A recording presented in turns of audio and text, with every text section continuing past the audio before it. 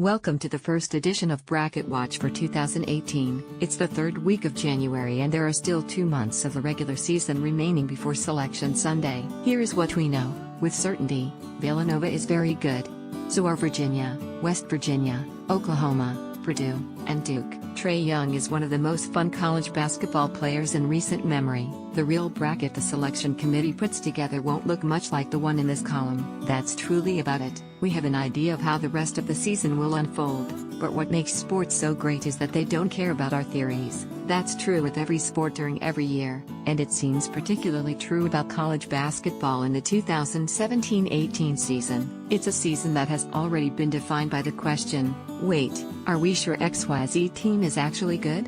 Consider the following. Arizona entered the season as the #1 team in SI.com's rankings. The Wildcats lost 3 straight games in November, dropped a game to a mediocre Colorado team and is now ranked 23rd on KenPom.com. Arizona State was the last remaining unbeaten in the country. The Sun Devils have started Pac-12 play 2-3, including losses to Colorado and Oregon. In their most recent game, they escaped with a 2-point win at home over Oregon State, a team that is 10-7 overall this year with losses to Wyoming and Kent State. Michigan State recently climbed to the top of the polls. Since then, the Spartans lost to Ohio State by 16, Michigan, at home, by 10, and needed overtime to escape an upset bid by Rutgers. Their stay atop the polls was brief. Kentucky is justifiably outside the top 20 in the polls for the first time in nearly 2 years. All that being said, this season has taken a leap from the typical baseline of unpredictability. We've got 2 more months of twists and turns to enjoy and we'll be tracking it all, and what it means for the postseason, right here on SI.com with the Bracket Watch and Bubble Watch each and every Monday from here on out. Last 4 in Boise State, Marineland, Syracuse. First 4 out, Middle Tennessee State, Georgia, Alabama is next. 4 out, Street, Bonaventure, Providence, San Diego State East. How good is Villanova? Well, the Wildcats have lost just once, falling at Butler in a game where the Bulldogs connected on 15 of 22 3-point attempts. They're scoring 126.4 points per 100 possessions, good for second in the country. They own wins over Gonzaga, Tennessee, and Xavier, the first 2 of which came on neutral floors. Jalen Brunson and Michael Bridges rank 5th and 7th, respectively, in KenPom.com's Player of the Year standings. So, how good is Villanova?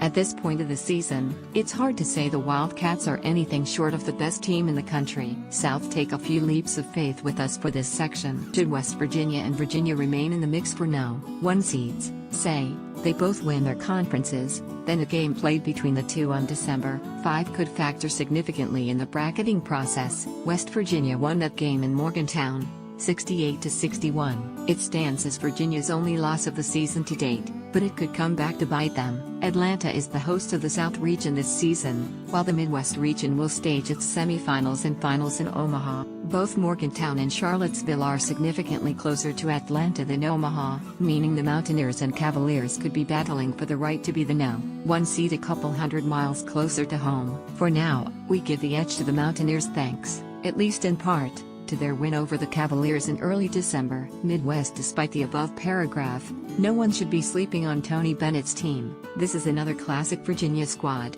ranking 351st, also known as dead last, in the country in KenPom.com's adjusted tempo, as well as average possession length. They're first in the country in adjusted defensive efficiency, allowing 85.7 points per 100 possessions, and they haven't reached that point by fattening up on weak opponents. The Cavaliers held Rhode Island to 55 points, West Virginia to 68 points and North Carolina to 49 points. The 3 players, Kyle Guy, Devin Hall and Ty Jerome, all shooting at least 43.1% from behind the arc on at least 61 attempts. This Virginia team packs nearly as much scoring punch as the group from a few seasons ago, highlighted by Malcolm Brogdon, Anthony Gill, and London Parents. This is a national title contender. West, there's not much more we can say about Trae Young that hasn't already been said. He's appointment television every time he takes the floor, and he has turned the Sooners, projected to finish 6th in the Big 12 at the start of the season, into one of the best teams in the country. So let's turn our attention to the bottom of this region where we find the Purdue Boilermakers,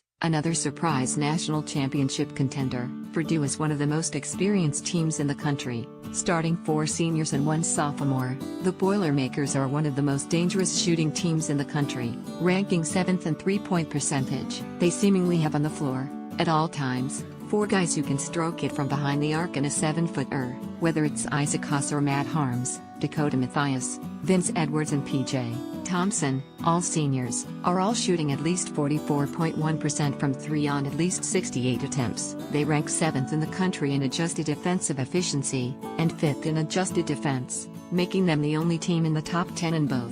Michigan State was supposed to run away and hide in the Big Ten, but it's Purdue that looks like not only the class of the conference, but the league's best chance to break its national championship drought, which stretches back to